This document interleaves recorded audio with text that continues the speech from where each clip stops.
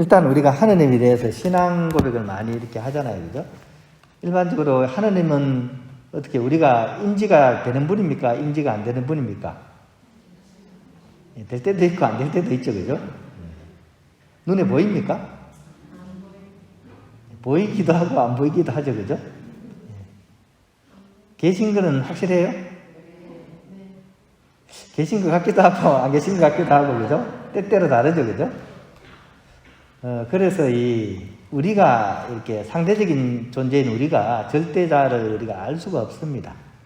하지만 왠지 계신 것은 분명한 것 같고 그죠? 그러다 보니까 옛날부터 하느님에 대해서는 없이 계시는 분이다 이렇게 얘기했습니다. 없이 계시는 분이다. 계시는 것은 분명한데 우리 상대적인 존재가 절대를 알 수가 없으니까 그래서 없이 계시는 분이다 라고 표현을 했는 거죠. 근데 그렇게 없이 계시는 분을 우리가 체감할 수 있는 방법이 있죠. 그게 뭡니까? 보이지 않는 하느님을 보이게 느끼게 하는 게 그게 뭡니까? 그게 성사입니다. 성사. 거룩한 일. 교회 성사가 몇 개죠? 그죠? 칠성사. 칠성사. 그래서 칠성사이다가 나왔잖아요. 그죠?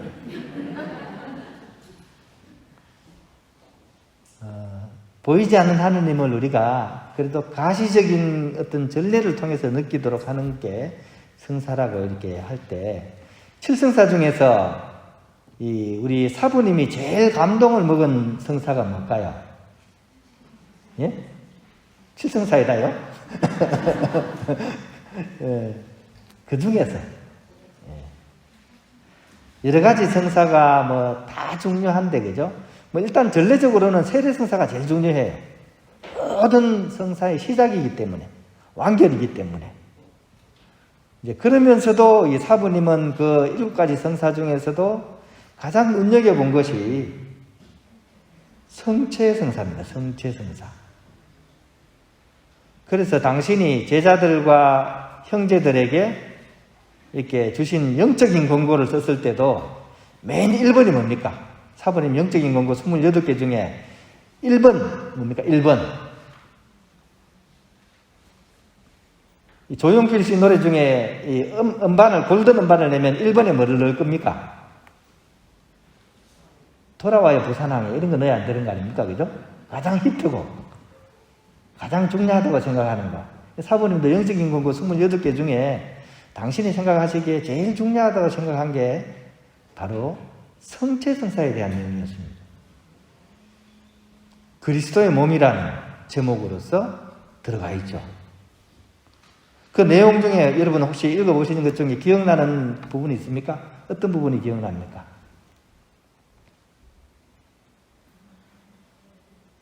예, 너무 침묵만 지키시네요. 그죠? 네. 저는 이 부분이 딱 이렇게 제일 기억에 남아요. 한다한 사람들이요. 왜 믿지 않습니까? 이 단어입니다. 같이 한번 해볼까요? 자, 시작.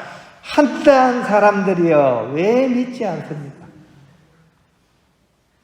우리가 온갖 것에 다 잘났다고 하지만 어떻게 보면 가장 믿어야 될 것, 가장 단순한, 가장 확실한 것, 그것을 사람들이 못 믿고 있으니까 사부님이 막 애 같아가지고 그 잘났다는 사람들이요, 그렇게 잘난 사람들이 왜 이걸 믿지 못하냐고 이렇게 하는 것이 영적인 권고 1번. 그것도 뒷부분에 사부님이 가슴을 치면서 한 부분입니다. 왜냐하면 사부님에게 있어서 성체성사는 예수님이 육화하신 사건이거든요. 두 번째 육화 사건. 첫 번째 육화가 뭐였죠? 예수님이 강생하신 거죠. 그죠? 성탄절. 그렇게 한번 오셨고, 두 번째 오신 게 뭐라고요? 이게 성체성사입니다. 예수님이 또 강생하시는 거죠. 미사성제를 통해서. 우리를 너무나 사랑하셔서 당신의 외아들을 우리에게 보내신 그분의 사랑, 우리를 너무나 사랑하셔서 당신의 몸과 피를 우리에게 내어주신 그 주님의 사랑, 이것만 생각하면 까무러쳐야 되는데 여러분처럼 아무 느낌 없이 덤덤하게 있으니까 어떻게 한다한 사람들이요 왜 믿지 않습니까? 이 사부님 느낌이 바로 이런 느낌입니다. 그런 하느님의 내리사랑에 합당한 마음으로 치사랑이라 그러죠. 그죠? 내리사랑에 대해서 치사랑이잖아요. 그죠? 치사랑을 돌려드리는 것. 이것이 신앙생활에 있어서 가장 중요한 부분이라고 하겠습니다. 다르게 얘기하면 그죠? 우리 프랑스칸 전통은 그 부분을 강조합니다. 치사랑에 대해서 그죠? 내리사랑에 대해서 치사랑으로 돌려드리는 것. 이것이 프랑스칸 그런 사상의 제일 핵심에 해당하는 부분입니다. 인여성을 강조하는 거죠. 사효성은 뭡니까? 그 성사를 거행을 하면 그것 자체로서 유효하다는 거죠. 그죠? 어느 누가 그 일을 합당한 방식으로 드리면 다 효과가 있습니다. 이게 사효성입니다. 인여성은 뭐죠? 인여성은 거기에 참여하는 사람들의 마음가짐이 정말 그것을 믿음을 가지고서 온전하게 참여하느냐에 따라 어떻게? 효과는 달라진다는 거예요. 프랑스칸 전통은 인여성을 강조합니다. 하느님은 사랑이시지만 우리가 그 사랑을 실천하지 않으면, 사랑을 하지 않으면 오시는 그분을 온전히 만날 수 없다. 이것이 우리 영성입니다. 지나가는 예수님이 제일 무섭다. 이런 얘기 들어봤어요? 지나가는 예수님이 제일 무섭다. 못 들어보셨습니까? 누구 얘기입니까? 아우구스티노 성인의 이야기입니다. 왜냐하면 예수님이 바로 내 앞에 이렇게 지나가시는데도 어떻게 내가 준비가 안 되고 내가 마음이 안 돼가지고 몰라보니까 그냥 오셨다 그냥 쌩 지나가는 거예요. 이게 세상에서 제일 무서운 일이라는 거죠. 나에게 구세주가 오셨는데 구원을 못 이루고 가는 거는 누구 탓? 내가 준비가 안 된 탓이라는 얘기죠. 그래서 가장 무서운 얘기라는 얘기예요. 근데 우리 프랑스칸 전통은 이 인여성을 강조합니다. 이거는 여러분들이 오늘 이제 서약을 하게 되는데 서약 생활에도 그대로 적용이 됩니다. 서약은 사효성이죠. 여러분들이 합당하게 준비가 안 되었더라도 서약은 서약입니다. 교회적 신분이 되죠. 이제 교회적인 신분이 됩니다. 이제 여러분들은 제속 3회원 서약자로서 이제 신분을 얻게 되는 거죠.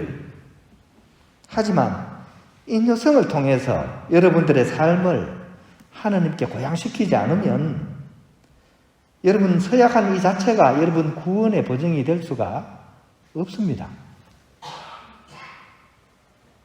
서약 생활은 한마디로 회개 생활입니다. 회개 생활. 사부님의 그런 회개 생활을 한번 생각해 보십시오. 이거는 아주 긴밀한 하느님과의 관계 맺음 사건입니다. 사부님이 밤새워서 기도하셨다 그랬죠. 회개 초기에. 어떤 기도하셨습니까? 밤새워서. 전기 많이 읽어보셨잖아요. 그죠? 밤새워서 어떤 기도하셨습니까? 하느님 당신은 누구이시고 벌레만도 못한 저는 누구입니까? 이렇게 막 밤을 새워서 기도하셨죠. 그죠? 요즘 사람들이 보면 이게 어떤 기도입니까? 좀 이상한 기도죠. 사부님이 자존감의 밑바닥이었나 이렇게 생각할 수도 있죠. 그죠? 왜 자기를 벌레보다도 못하다고 했을까? 근데 이 얘기는 무슨 얘기입니까? 정말 자존감이 밑바닥이라 가지고 내가 그렇게 기도를 하는 걸까요? 이거는 다른 어떤 것이 아니라 자신의 실존을 솔직하게 고백하는 내용입니다. 하느님 없이는 나는 정말 아무것도 아니라는 것. 벌레만도 못한 존재라는 사실을 이 말씀을 통해서 강조를 한 거죠. 하느님 없이는 나는 정말 아무것도 아니다. 이 얘기가 바로 벌레만도 저는 못한 저는 누굽니까? 라는 기도의 내용입니다. 다르게 얘기하면 하느님은 나의 모든 것이고 나의 전부이시고 나의 구원이시다 하는 또 다른 그런 강조라고 하겠습니다.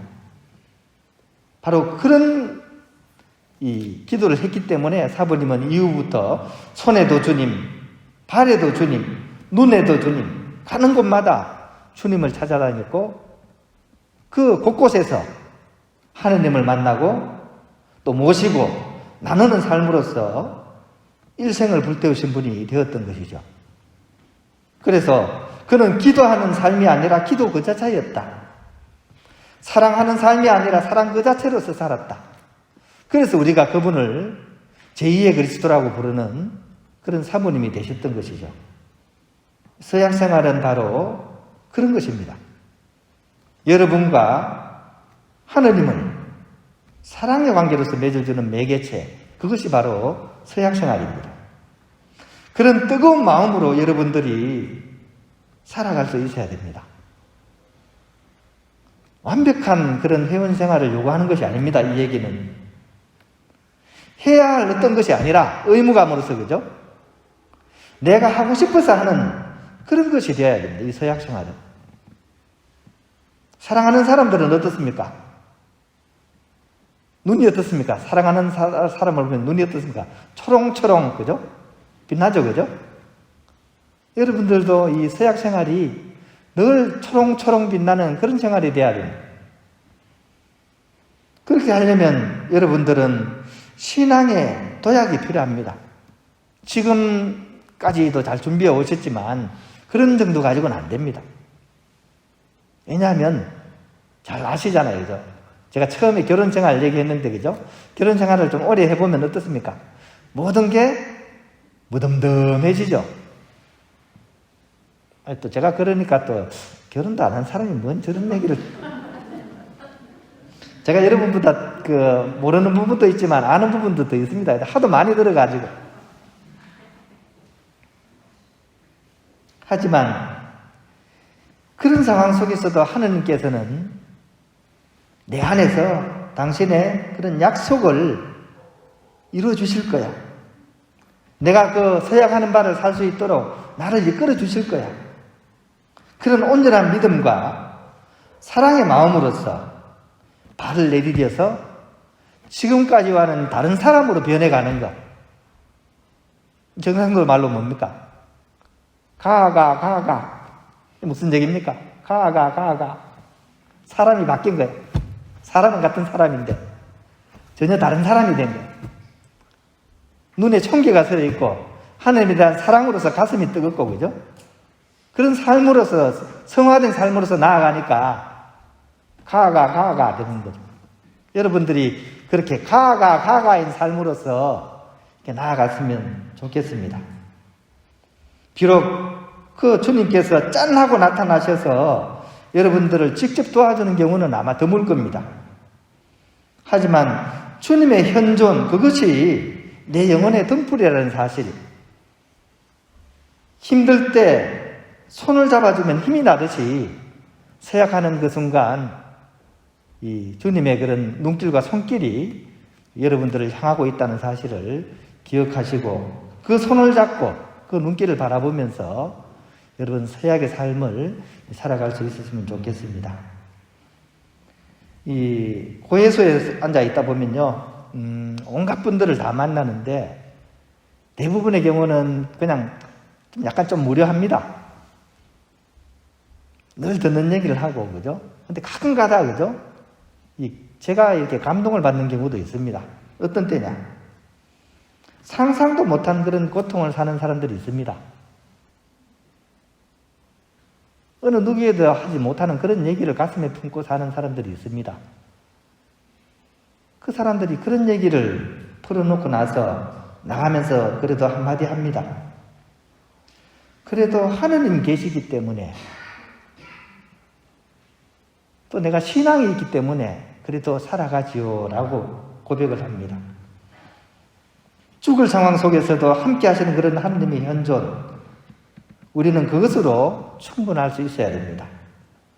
그런 사랑의 마음과 관계로서 여러분들이 서약 생활을 이렇게 해나갔으면 하는 그런 당부를 드리면서 사부님의 그런 축복의 말씀 전해드리고 싶습니다. 유언의 뒷부분입니다.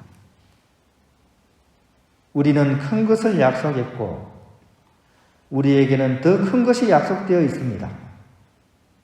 약속한 것을 지키고 약속된 것을 갈망합시다. 쾌락은 일시적이고 형벌은 끝이 없습니다. 고통은 짧고 영광은 영원합니다. 부르심을 받은 사람은 많지만 뽑힌 사람은 적습니다. 누구든지 저마다의 보상을 받을 것입니다.